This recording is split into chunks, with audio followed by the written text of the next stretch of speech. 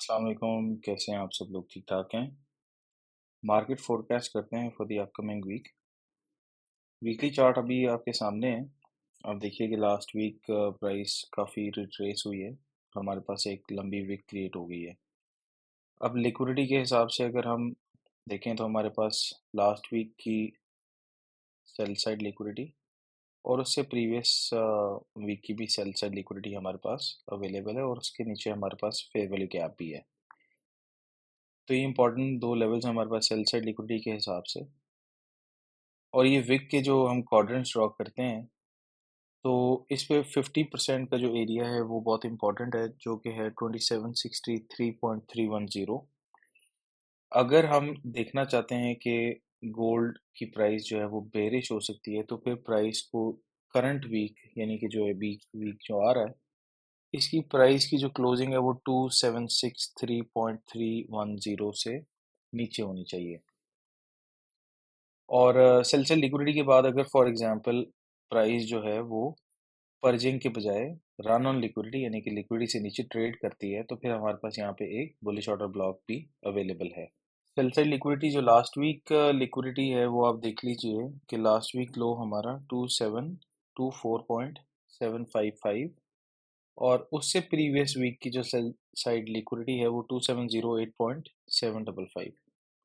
ये दो हमारे पास important sell side liquidity pools हैं।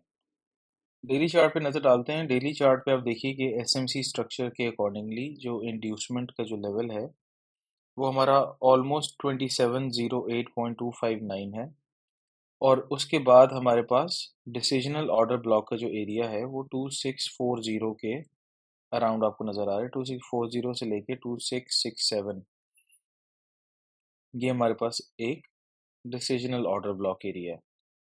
और आप देखिए कि हायर लो प्राइस का एसएमसी स्ट्रक्चर यहाँ पे मार्क हुआ हुआ है। तो हमारे पास एक अच्छी लंबी रेंज है, लेकिन ऑब्वियसली प्राइस जो है वो एक ही लम्हे में इतनी नीचे तो नहीं आ सकती कि वो 2500 लेवल या 2500 से नीचे ट्रेड करना शुरू हो जाए। तो इसलिए हम यहाँ पे लेवल्स मार्क कर लेते हैं अपने कि इंड्यूसमेंट के लेवल आप देख लीजिए और उसके बाद डिसीजनल ऑर्डर ब्लॉक का लेवल हमारे पास है। तो हम यहाँ पे एक्सपेक्ट कर सकते हैं कि अगर मार्केट बेरिश होती है तो मार्केट जो है वो इतनी नीचे ट्रेड कर सकती है। अच्छा, अब दूसरा हम पहली बात तो ये कि हम बेरिश क्यों इसको एज्यूम कर रहे हैं, उसकी वजह ये है कि आप देखिए कि हमारे पास प्राइस ने जो बुलिश फेयर वैल्यू गैप दिया था, अगर प्राइस एग्रेसिवली बुलिश होती तो प्राइस इससे ऊपर ट्रेड करती। तो जब तक प्राइस इस फेयर वैल्यू गैप के लेवल से यानी कि 2770 के लेवल से इस लेवल से ऊपर क्लोजिंग नहीं देती और इससे ऊपर ट्रेड नहीं करना शुरू कर देती, तब तक हम यही एक्सपेक्ट करेंगे कि प्राइस जो है वो बेरिश है और सेल से लिक्विडिटी जो है वो टारगेट कर सकती है।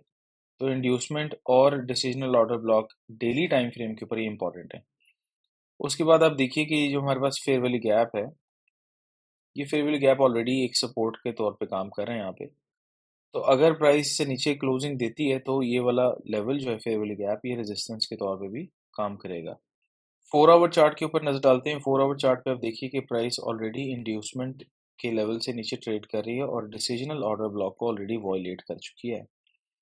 तो अब देखिए कि जब मार्केट ने डिसीजनल ऑर्डर ब्लॉक को वॉयलेट किया था थर्सडे को, तो उसके बाद फ्राइडे को इसी डिसीजनल ऑर्डर ब्लॉक से ऊपर से मार्केट ने पर्जिंग की है, लेकिन इस लेवल से ऊपर क्लोजिंग नहीं दी। तो ये एक इम्पॉर्टेंट रेजिस्टेंस के तौर पे अभी बिहेव कर रहा है, जिसको बेसिकली सपोर्ट के तौर पे बिहेव करना चाहिए था, लेकिन क्योंकि प्राइस ने इसको वॉयलेट कर दिया तो अभी लेवल रेजिस्टेंस के तौर पे काम कर रहा है। तो अगर आपने ये लेवल ऑलरेडी अपने चार्ट के ऊपर मार्क किया हुआ था तो फ्राइडे को आपको एक पर्सपेक्टिव मिल गया होगा कि प्राइस इस लेवल से ऊपर ट्रेड नहीं करना चाह रही, प्राइस इससे नीचे बेरिश ही रहना चाह रही है। उसके बाद आप देखिए कि हमारे पास जो डीलिंग रेंज है H4 के ऊपर 2708 से लेके हमारे पास जो ऑल टाइम हाई है 2790, ये कंप्लीट डीलिंग रेंज है जहां पे प्राइस ने डिसीजनल वॉयलेट कर दिया और उसके बाद डिसीजनल को वॉयलेट करने के बाद सपोर्ट कहाँ से ली थी प्राइस ने, कि हमारे पास एक्सट्रीम ऑर्डर ब्लॉक है जिसको बेसिकली मैंने ट्रेड किया था ऑन थर्सडे और आपके साथ मैंने ट्रेड को शेयर भी किया था, स्क्रीनशॉट आपके साथ विनिंग ट्रेड्स के अंदर। तो आप वो देख सकते हैं कि वो बेसिकली इसी H4 के लेवल के ऊपर ही ट्रेड किया था। अच्छा, दूसरी चीज़ ये कि इस डीलिंग रेंज के अंदर हमारे पास एक और हिडन पीओआई भी है, जो कि बेसिकली एक दफ़ा ऑलरेडी सपोर्ट के तौर पे काम कर चुका है। तो लेकिन फिर भी हम इसको मार्क कर लेते हैं कि देयर इज़ अ पॉसिबिलिटी कि प्राइस जो लिक्विडिटी है 2711 वाली, इसको भी पर्ज करने के बाद दोबारा यहाँ से सपोर्ट ले सकती है। तो ये हमारे पास H4 के लेवल्स हैं। 1 आवर चार्ट पे हम नज़र डालते हैं। 1 आवर चार्ट के ऊपर इस वक्त जो प्राइस हमें स्ट्रक्चर प्रेजेंट कर रही है, अब देखिए कि मार्केट की जो इस वक्त डीलिंग रेंज है वो काफ़ी तवील है। 2708 के लेवल से लेके 2790 ऑलमोस्ट ही कंप्लीट हमारे पास एक डीलिंग रेंज है।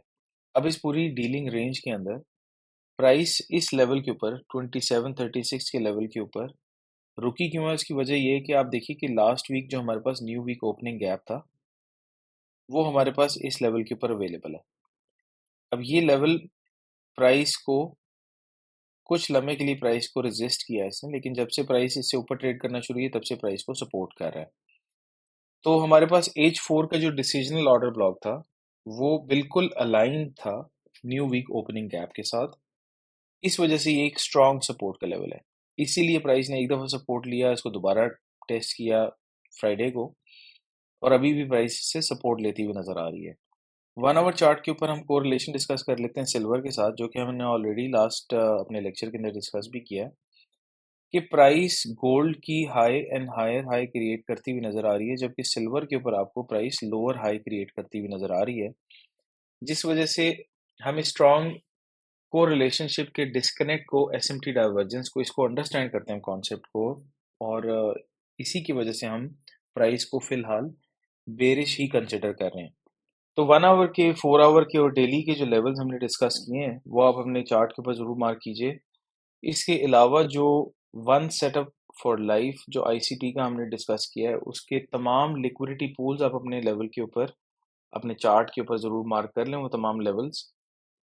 हम एक्सपेक्ट यही कर रहे हैं कि प्राइस एक दफ़ा बाय साइड लिक्विडिटी लेने के बाद प्राइस जो है वो बेरिश हो सकती है, और बेरिश प्राइस हमें कंफर्मेशन कैसे होगी बेरिशनेस की?